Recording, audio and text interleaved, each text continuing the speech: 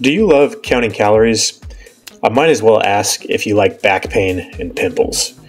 I've rarely met a person who enjoys counting calories. Eat less, move more is the common refrain. If only it was that simple.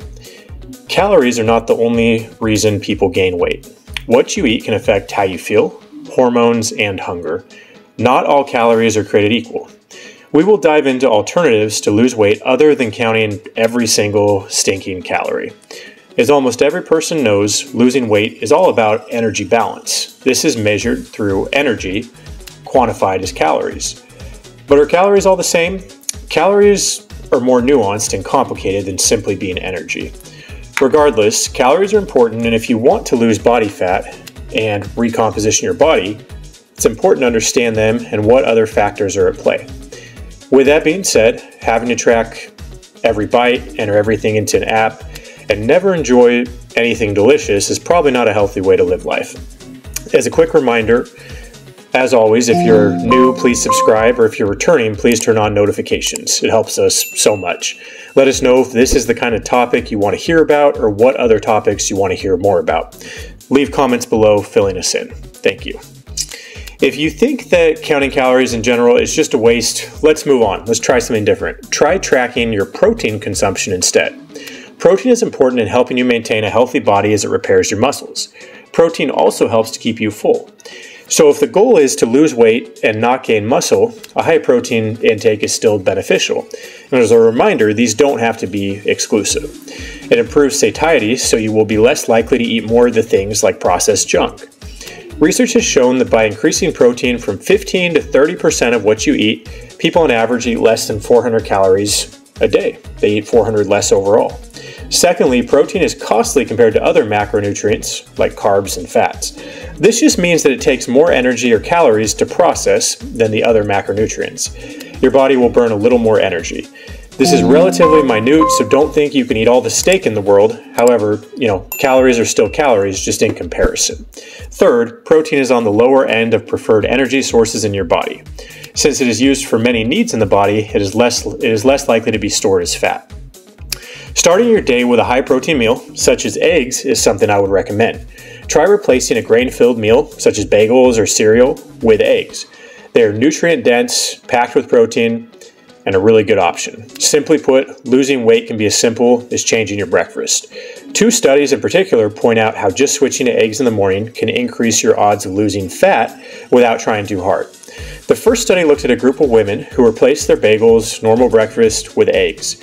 When they did this, they then ate fewer calories at lunch and the following 36 hours due to feeling more full. They didn't change anything else. The second study looked at a larger group in which one ate eggs for breakfast and the other group a simple carb.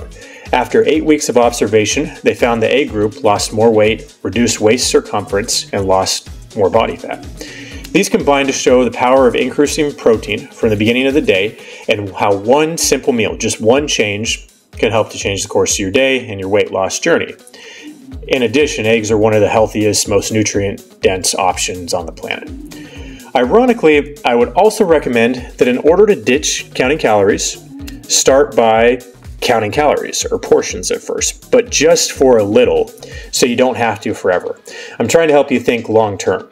The more you understand the contents of what is actually in your food, the more you can pick up and choose amounts and choose what's healthy for you. You can start to eyeball portions, understand what they are made up of, macronutrients and micronutrient information that will all be helpful. This will help you to make better choices with your food. If you start to visualize what 200 calories looks like or what 20 grams of protein and lean meat looks like, you don't have to calorie count again. You can do the eyeball test, be cognizant of what you put in your body, and move on. With that being said, if you do enjoy, by some chance, counting calories, keep doing it if it helps keep you accountable. It can help you track micronutrients so you know how to supplement if needed in your diet. I know this is easier said than done, which is why this is not my top recommendation. We as humans are creatures of habit. We fall into similar routines and eat a lot of the same foods.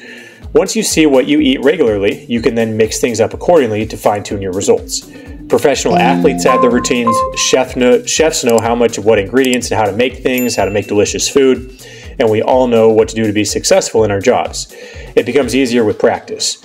Your estimates with calories may not be perfect, but if you ballpark basics, you will then be able to ditch the arduous task of always counting calories. Another idea that you can use is a psychological trick to make your brain think you are eating more than you really are. You can do this by using a smaller plate. The human brain is a complex mystery, but this seems to help. When you eat from larger bowls or plates, your brain thinks you have eaten less than you really have. If you switch things up for a smaller dish, you can trick your brain into feeling more full with fewer calories. Psychologists have studied this and have seen positive benefits. This one will seem like common sense, but is still worth mentioning. Have more whole foods in your diet and avoid processed foods as much as you reasonably can. I would like to emphasize not to paint with a broad brush stroke, as not all processed foods are bad. Protein shakes can be very helpful to hit protein goals and recover. I personally have a couple of shakes a day due to time constraints and find myself more recovered for my next workout than if I had to rely completely on whole foods. I'm instead referencing foods on the snack aisle or from fast food restaurants. For example, chips, cookies, crackers, candies, donuts. Not saying you cannot eat anything like this ever, but instead pointing out that they are usually calorie dense while providing relatively few nutrients. Foods that generally have a high protein content, fruits and vegetables, tend to be more nutrient dense with lower calories. You can eat more this way as well as fill up. This is not always the case, but overall, you'll find it to be true. So if you don't want to count calories, make sure the calories you eat aren't loaded with excess calories in the first place. I know this is pretty simple, yet hard to execute or make happen. Processed foods are very palatable and designed to be that way. The goal is for you to want to eat more of them. There are long days and sometimes you just want something that tastes good, or at least I do. I would just recommend not binging and restricting what you have available in the house so you avoid the temptation. Another option to avoid having to track all your calories is to instead try keeping track of your weight. The one way that you can do this, and I know this requires patience, but weight can fluctuate from day to day, but if you consistently track it, maybe once to twice a day, it can be simpler than entering all your calories into a food app. So if you go and track weight, do this for 2 to 4 weeks. If you find that you're gaining 3 to 5 pounds over a month consistently, then you're probably eating too many calories. Once you see this, you can use common sense and try to exercise a little more, walk a little more, or just cut back from what you're currently eating by a little bit, even a couple hundred calories a day. Eat more nutrient-dense foods, or again, less processed food. It can be a slow process, but it still avoids the counting calorie option. I would also suggest trying to avoid eating when you're distracted. If you are distracted or not particularly attentive, it can lead to mindless eating. It helps to listen to your body and try to sense when you're starting to get full. Many who struggle with gaining extra pounds sometimes eat out of habit or boredom more than anything while scrolling on a phone or watching TV. Try slowly chewing, avoiding distractions, and paying attention to what you eat. The last strategy is not to change what you eat, but to instead change the timing of when you eat. This option is intermittent fasting.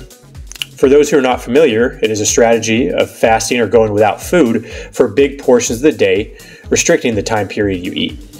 You have a certain window in which you can eat. A popular time constraint would be 16 hours fasting with an 8-hour feeding or window to actually eat food.